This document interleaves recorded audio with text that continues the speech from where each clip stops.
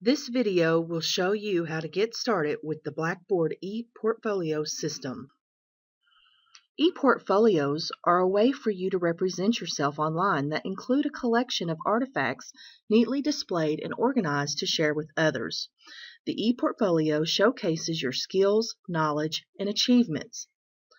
With the ePortfolio, and we call it ePortfolio because it's an electronic portfolio, basically, that allows you to be able to show evidence of the skills and knowledge that you have.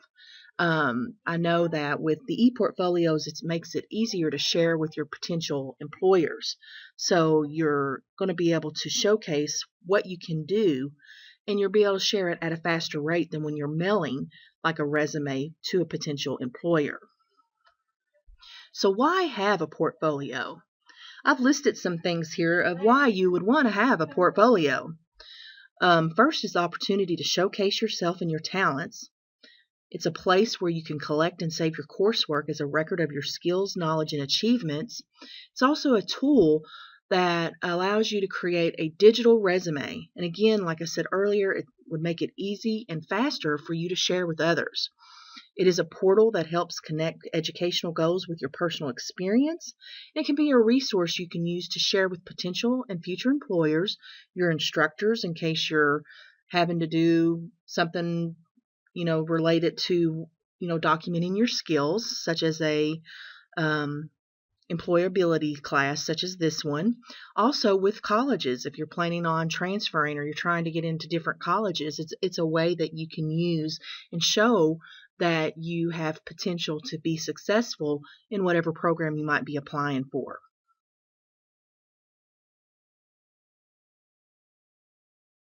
When you log in to Blackboard, you will see a tools area that has a portfolios link.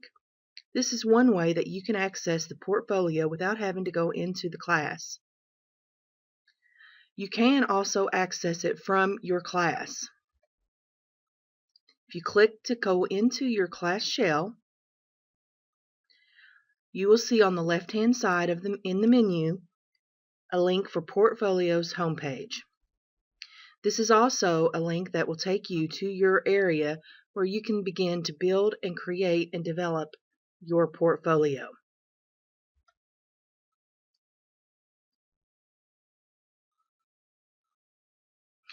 Before you begin creating a portfolio, you will want to take some time to make sure you review the assignment that you're going to meet, all the requirements as you are building your portfolio.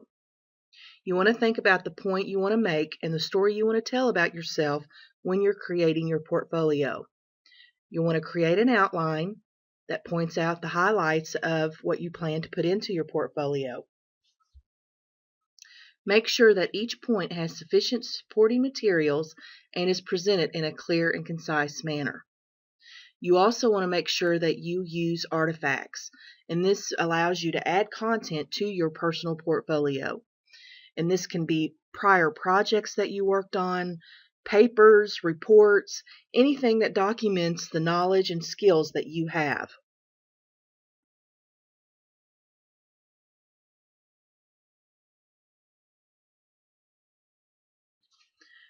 When creating a portfolio, it includes 4 steps. First is creating the portfolio. Second, adding your pages and artifacts. 3, designing your appearance. And 4, determining your settings. And then also showing you how to share your portfolio so your instructor can review your portfolio and grade it. First, how you create a portfolio. On your My Portfolios page, you'll see an option that says Create Portfolio. All you need to do is click Create Portfolio, and you want to give it a title. Usually you want to use your name and portfolio, but you can give it any name that you would like. The description will allow you to put in information just about the portfolio, such as this is the portfolio of, and your name.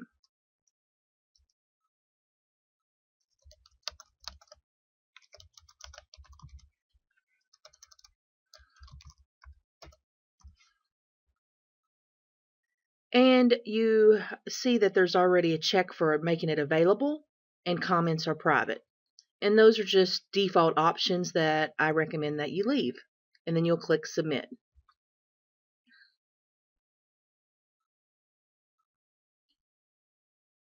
When you first create your portfolio, you will have take the tour, and I suggest that you go through this. It will allow you to get even more information about the portfolio system in Blackboard. At any time, you can click in the right-hand corner to return to the guided tour. This will always help you get back to the tour if you did not get to go through the whole tour at one time. And you will be able to customize your header and footer of your portfolio at any time, and you can edit it. Anytime you see the pencil icon, this means that you can edit this area. With the header and the footer, as I mentioned, you can customize these and you can update or change them by clicking the pencil icon. The header and footer will show on every page of your portfolio. So the number of pages that you make means whatever header and footer that you put on each page will show on each page. And you don't have to use the header and the footer. It just helps you customize it more. Some people will put in the revised date in the footer, or something, or a quote that they might like, and then the header might contain your name.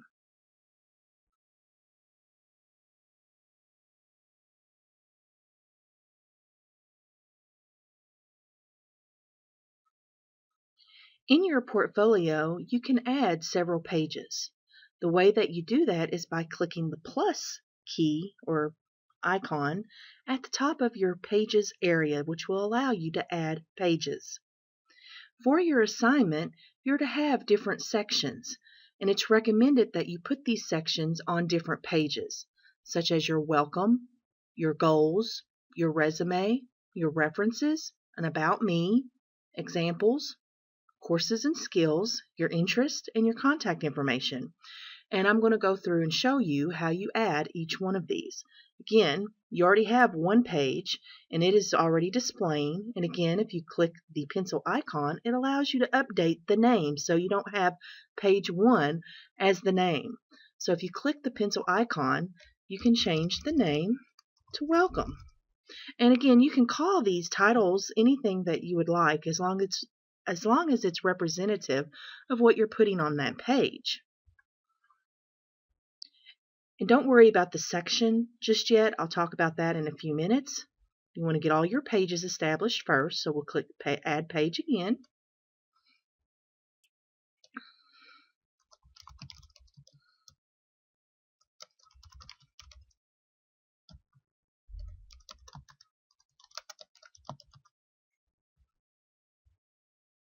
And when you type in your title, just remember to click Save. And then you'll add another page.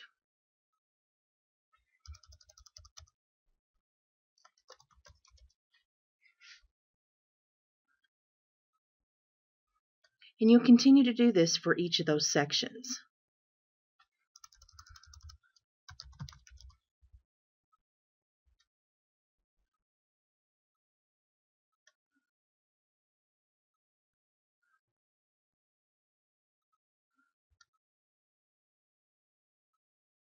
And if you notice, I made a mistake. I've named 2 pages the same thing. I'm going to go in and just edit one of them and name it a new name.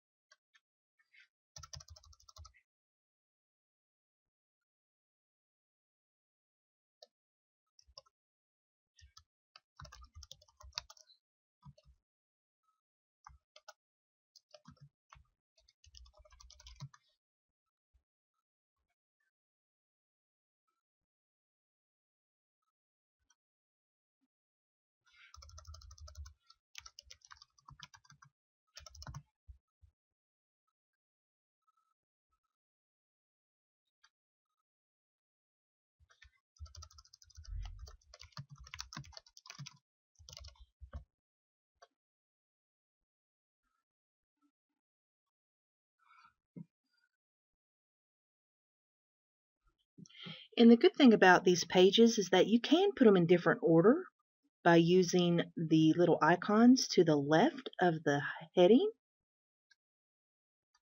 So you can put where you would want it. If you click on it, a little menu will pop up and it'll let you put it after. Now I want to move it down to the end.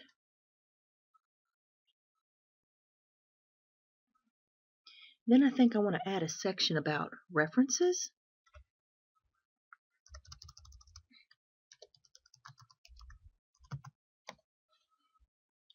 And I think I'm going to move that below the resume section.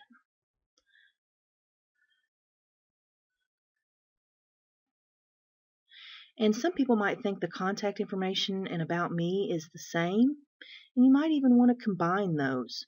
But your contact information would be like an address where you might want information sent, a phone number where someone can call you, and maybe an email address. And some people I've seen in the past also has put the contact information in their footer. So that way you may not even have it as a page. You might have it in your footer so it appears on every page. And same thing goes for your header, like your resume. You put your name, your address, your contact information at the top of your resume. So you might have that in another area and you may not want an actual page for that. And if you do that, that's perfectly okay. Navigating around your pages. Let's say, for example, you add a page and you didn't mean to add that page. You'll notice that there's an icon to the right of the heading, and it's actually in the shape of a garbage can. You could just click on that and that will delete that page. It will confirm, and you'll click OK, and that'll get rid of that page. So just some basic navigation there of how you can manage your pages. Now let's talk about sections. Each page by default has at least one section. And you'll notice that it says add artifact. We'll talk about artifacts next. But with the sections, you can break out your page into sections. And just to give you a couple of examples of when or why this might be helpful, for example, let's say you're on your reference page. You can add one section for each reference that you add. So in the first section, you could add reference 1. You can put their name and then their contact information and then click Save. Then you can click the plus. You'll notice there is a plus before or at the top and below each section. That allows you to add sections. So you can add, if you click the one at the top, it will add it above this current section. If you click the plus at the bottom, it'll add it after. So you notice section 2 come up. And that can be reference number 2 name. And then you can type their contact information and click Save. And again, maybe you wanted someone else to be above the reference 1. Maybe you want to give an intro to the references, like just a little statement, and whatever that statement might be, and click Save. Again, that allows you to have detailed sections or spots on each of your pages. Again, you could do that on the skills and references.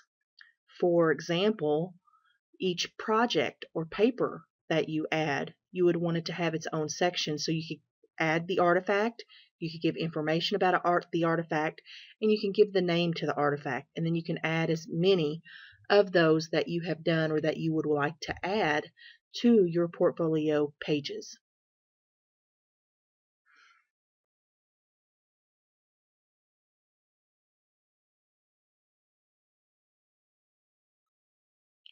When we're talking about artifacts, again, remember these are things like projects, papers.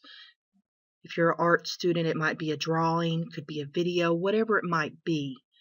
In Blackboard, you can add your artifacts and then attach them to your portfolio. So from your My Portfolios page, you'll see an option below My Portfolios that says My Artifacts. So if you click on My Artifacts, this will take you to the Artifacts page. And here you can add all these different artifacts that you might want to add into your portfolio. For example, to add a new one, you would click Add Personal Artifact. You want to give it a name. For example, I'll just give this one an example name and just go out and attach a file. But you'll notice there's a description. You'll want to add a description and the content. The content that you put here will show or display over in your portfolio area. Click Browse My Computer and find a file that you would like to add to your artifacts. And I'm just going to add an image and just say image table file. And you actually can give more information about it, of how you develop the concept for your project, whatever it might be. And then you'll want to click Submit. And that'll add to your list of artifacts. For example, I've already added a personal analysis project. You can edit your artifacts by clicking the down arrow and clicking Edit. You can also preview or delete it. In this case, we're going to edit. You'll notice here, again, it's just got basic information. Add your description, then add the content that will display on your portfolio area. I've already uploaded a file, so it's there, but any changes that you might want to make, you can make them here and click Submit. Now you'll notice it says Add from Course. Depending on the course that you're in, you will have the option to add from the course. You have to add it from the course for it to display here, so you can add it to the portfolio area. You would see an option that you can add something you might submit to an assignment Dropbox. Here you'll want to make sure you're just adding everything through the Add Personal Artifact. Now if you go back to My Portfolios, you'll notice that your portfolio will be listed there. You can click Edit. And this takes you right back into your portfolio area. And I want to add this on my Skills and Achievement page, so I'm going to click on Skills and Achievement. And then in this section 1, I'm going to add artifact. So you'll notice it's now going over to where I added the artifacts on my artifacts page. So I'm going to check the one I want to add, click Submit.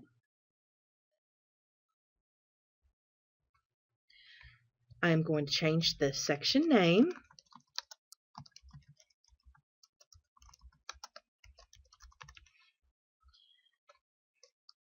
And you want to add information about the artifact.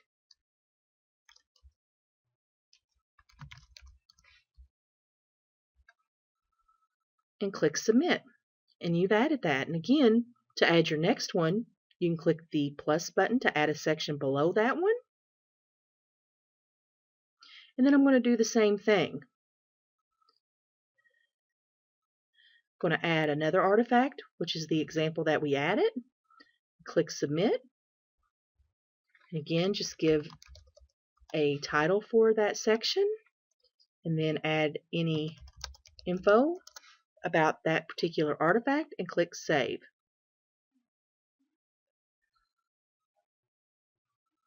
And that's how you would work with your artifacts. You can also add them directly from this page. You don't necessarily have to add your artifacts in the My Artifacts area. So I'm going to add a section just to show you that briefly. You'll notice that you have different menu options or icons here. If you see the paperclip, that allows you to insert a file. Right beside that, you can add an image or video. And again, you can format your font any way that you want. You've got bold, italics, and underline. You can also change the color of the text. You can add highlighting. So you have different options with the way that you add your artifacts or add documents or files, whatever you might want to add. And again, I'll show you how you would add a file. And you browse to your computer, find the file that you want to add.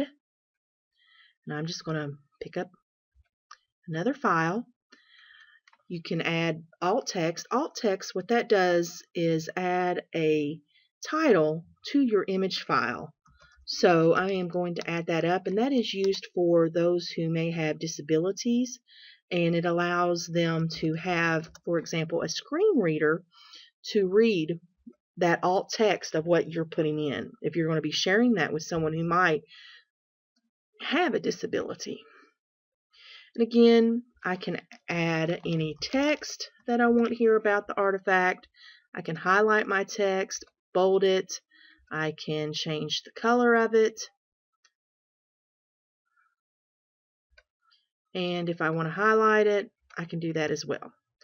And then you'll click Save.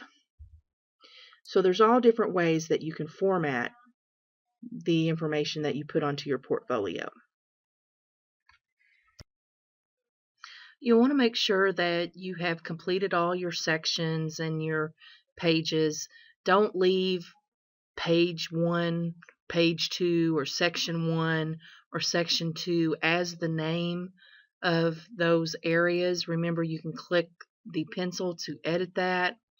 Say, for example, you didn't want to name your portfolio your name portfolio. You can click Settings and go in and change that information and just click Submit to save anything that you might change. Then once you're to the point you feel comfortable that you feel it's done or near done, and you can always come back in and edit anything. You can click Preview and Customize, and you'll see the pages that we created, and I'll click on Reference so you can see how the sections look. You notice the section's heading gives it a bigger font, so it makes each section stand out. Same way under Skills and Achievements, you can see how those files click, and notice the difference. Remember, with the example, we attached it from within the portfolio area, whereas the personal analysis and the other example we actually linked to from My Artifacts. So notice how those look a little different.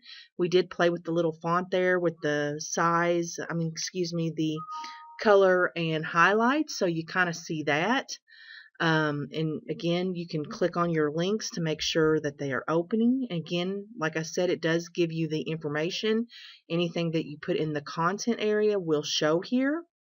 And then you can close that tab out because it did open in a new tab and it takes you back. You'll notice in the upper left-hand corner it says Customize Style. So if you click on Customize Style, this will bring you to the different layouts, and that just means it's changing where your menu options are from the left to the right. And you can try each one. Layout 3, and then Layout 4. You can have it at the top. Then you can also play with the color. So if you click the down arrow, there's already fab color schemes, so you can just play with each of them. Click on fuchsia, or click on ocean, which would probably be blues. You can click on digital learning. So it just gives you some of these different things that you can add, and it changes the font color with that, except if you actually changed something like the add text here. But again, it's all about you going in and playing with it and getting it to the way that you want it. But once you have this the way that you want it, as far as changing or customizing the way it looks, you want to click Save. And then you can close this out, and that'll take you back to your portfolio area. Then you can click Done Editing, and that will save it. Always click Done Editing, and that takes you back to this area.